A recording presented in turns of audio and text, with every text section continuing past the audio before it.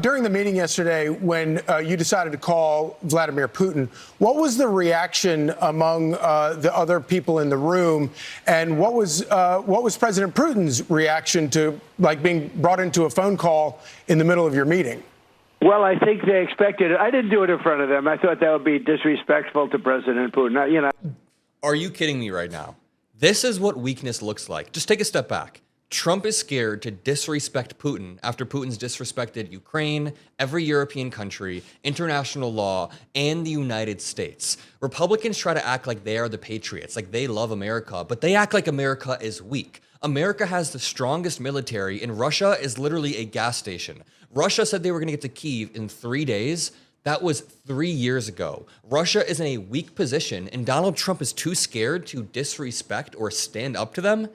So Trump did an interview with Fox and Friends this morning, only about 24 hours after he met with Zelenskyy and other European leaders. In this interview, he spreads Russian propaganda verbatim, and you can notice a direct increase of his Russian talking points ever since his 3-hour closed-door meeting with Putin. He is now talking relentlessly about mail-in ballots being fraudulent, elections being, rigged. He's talking relentlessly about Ukraine being the person who started this war. He has taken talking points from Putin and now is just regurgitating them on the national stage. So let's finish this clip of Donald Trump recalling his phone call yesterday, and then I want to show you some more really awkward moments. Literally, the Fox hosts have to cut off the show because of how awkward it gets. Watch. I didn't do it in front of them. I thought that would be disrespectful to President Putin. I wouldn't do that because they have not had the warmest relations. And actually, President Putin wouldn't talk to people from Europe. I mean, that was part of the problem. They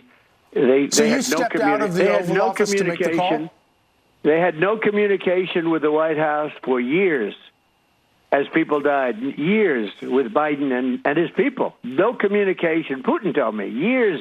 It was years that he didn't speak to anybody. There is a reason for this. Okay, so back in World War II, Winston Churchill had a rule that you do not negotiate or even talk to Hitler. You don't even talk to Hitler. Because if you do, he will trick you, he will try to get you to sign a deal, and then he will break the treaty, like he broke multiple treaties. When you're dealing with bad faith dictators, you don't embolden them. So what we did is we froze Putin out of the global order after he invaded Crimea back in 2014. We said the G8 is no longer the G8. It is now the G7 because Putin cannot be in this coalition while he's invading countries. Then, when Biden took office, he did meet with Putin in 2021, but then after Putin started the invasion in 2022, he was frozen out of the global order again, and this is why. The only way to end this war in a long-term way is to inflict maximum damage on Vladimir Putin and make it such that the cost of continuing the war is too much for him. You do that through sanctions. You do that through arming Ukrainians. You do that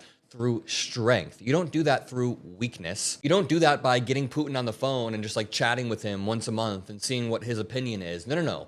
You only start the conversation. The starting point of the conversation has to be after a ceasefire. So after the killing stops, then you can start the long-term peace talks. And that's what Trump's naivete is, forgetting. He thinks that he can get Putin to do a long-term ceasefire or peace deal. It's not going to happen. Anybody from the White House. And it was a long time that he didn't speak to anybody from Europe. No, it's a fractured relationship. And when I came in, I always had, despite the Russia hoax. I'm sorry to keep pausing it. The reason why it is a fractured relationship is because Russia effing invaded their next door neighbor. It's not a fractured relationship because the U.S. wants to be mean to Russia, because it's not like Russia is the nerdy kid who we're pushing out of the table. No, Russia is literally a mean bully who nobody wants to talk to. There's a reason why all of the European leaders sitting in front of you hate Putin. There's a reason why the people on Putin's border all hate him. God, I just wish they would be like, Trump, with all due respect, sir, you're an idiot. Can any of these leaders say that, please? Which truly was a very dangerous thing for our country. But despite that, I maintained a very good relationship. I mean, you saw that when he got off his plane, I got off my plane. There's a warmth there that you can't, there's a decent feeling. And it's a good thing, not a bad thing. People would say, oh, that's such a terrible thing. It's not a terrible thing. You know what? We've got the most nuclear weapons in the world and the most powerful. He's got second. So can you describe for us how that happened? Did you just announce that you were going to go into the other room to make the phone call, and then you got up and left and then came back? I think they sort of knew I was at the end of the meeting I was going to call President Putin, and President Putin expected it. Dude, that is like the worst nightmare of European leaders. Imagine you have spent the past decade trying to keep this dictator at bay. So you go to the United States, which is supposed to be, an ally, a safe haven, somewhere where Putin isn't looming over your shoulder. And then right when you sit there and just open your heart about what you've seen, the president decides to relay everything that you just told him to Vladimir Putin. That is just so sickening. We have a president spreading Russian propaganda verbatim. And he was there. Now, by the time I called him, it was 1 o'clock in the morning in Russia. Russia's a big place. They have 11 time zones, I believe. 9 or 11, but I think it's 11. But think Mr. President, 11 time zones. That's a lot of time zones. So it was late. It was like 1 o'clock in the morning, but he picked it up very happily. He's sure he works very hard, like all do. I'm sure Putin picked up the phone very happily.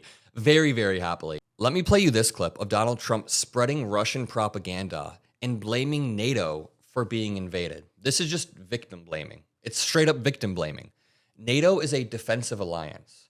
NATO does not take over countries. NATO is nobody's enemy. The only way NATO would be your enemy is if you plan to invade NATO countries. That's the only way NATO would be your enemy. So when Putin looks at NATO as the enemy, somebody who's going around taking countries over, that's because he wants to be the one who's expanding territory. In fact, NATO doesn't take countries over. Countries have to agree to join NATO. Then NATO has to agree to have that country. Then it has to go for a vote among all. It's like a multi-pronged process. There is no NATO invasion of countries or anything like that. Let's watch this clip of Donald Trump just spreading Russian propaganda saying that Ukraine started this war and that Ukraine can end this war. This is just straight from Putin's mouth. Is there like an earpiece that Putin's telling him this stuff? Mr. President, did y'all discuss any land swaps yesterday? Because we've talked a lot about the Donbass region. And what was the feeling in the room? What did the other leaders say about this? Well, they understand. Look, everybody can play cute and this and that, but, Ukraine's going to get their life back. They're going to stop having people killed all over the place, and they're going to get a lot of land. But this was a war, and Russia is a powerful military nation, whether people like it or not. It's a powerful nation. It's a much bigger nation. It's not a war that should have been started. You don't do that. You don't take on a nation that's 10 times your size and military experts look, if it wasn't for... What? Ukraine did not take on Russia. Ukraine never took on Russia. So Donald Trump's entire framework here is that this war could have been prevented. Yeah, any war can be prevented if you just lose right away. He's like, this war could have been prevented if Ukraine would have just given up all of its land right away.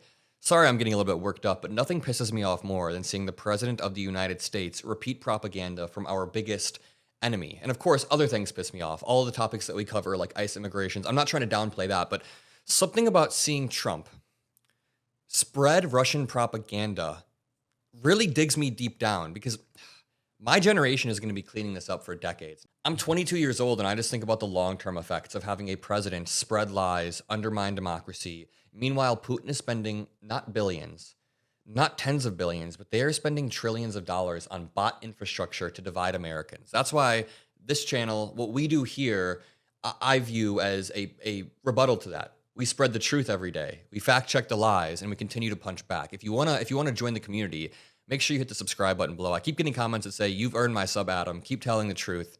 I love you guys more than you know. And let's finish this clip. Military equipment. We make the greatest military equipment in the world, and we gave them. Whatever. They took probably a lot of money, too. But they had tremendous, they had the Patriot missile, which is the best in the world. All the equipment, we make the best equipment in the world by far. Everyone else is like nothing. So we gave them a lot of equipment. Now, with that said, the Ukrainian soldiers were brave as hell because they're fighting a force that's much, much bigger. And so, dude, is this guy just saying whatever the fuck he wants to say?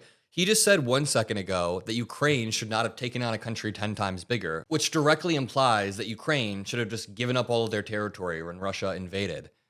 And then he says that the Ukrainian soldiers are very brave. It's just all incoherent. He is losing his mind. Yesterday, he said he had to use his license plate at the voting booth. This dude said he goes to the voting booth and uses his license plate. Let's watch this clip of Donald Trump saying that Ukraine can't be accepted to NATO.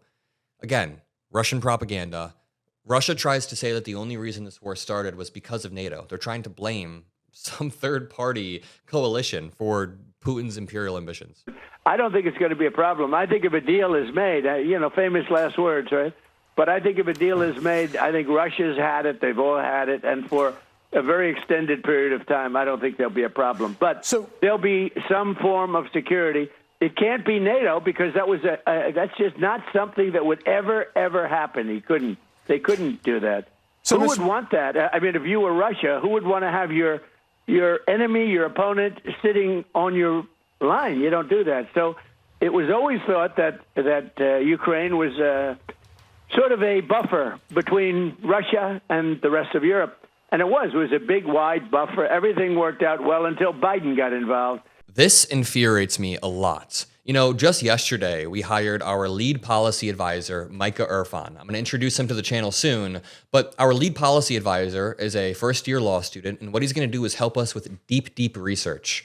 So I think something that we value a lot on the Adam Mockler channel is making sure that we have the facts on our side, making sure that we are researching heavily 24/7. When I go into these debates, we do a lot of research beforehand, and as I'm getting busier and busier, I decided to hire somebody so that they can help me research, so that I have a team helping me craft things and all the weight doesn't just fall on me. So first of all, I want to say thank you to you all for making this possible. But the reason I'm bringing this up is because we're going to make a full long-form video breaking down the Ukraine situation and why Trump is falling for Russian propaganda, just verbatim, falling for it perfectly, hook, line, and sinker. I want to play this final clip. This is where it gets really awkward. At the end of the interview, Donald Trump begins to out Ainsley Earhart, who is the blonde woman in the middle. She's a Fox News reporter, for being in a relationship with Sean Hannity. Lawrence Jones tries to change the topic. This is one of the weirdest things I've seen. So the president spends almost 2 minutes going in depth about the relationship of people on Fox News. He spends almost 2 minutes doing this, and it gets increasingly awkward. There's multiple clips. Let me play the first one. There's a guy named Sean Hannity. He might take a very lovely young lady that he knows very well to dinner in Washington, and they don't have to. And she's sitting right next to you, by the way. That's right. But Mr. President, I don't want to get him in trouble, so I better explain exactly. We don't want any secrets here.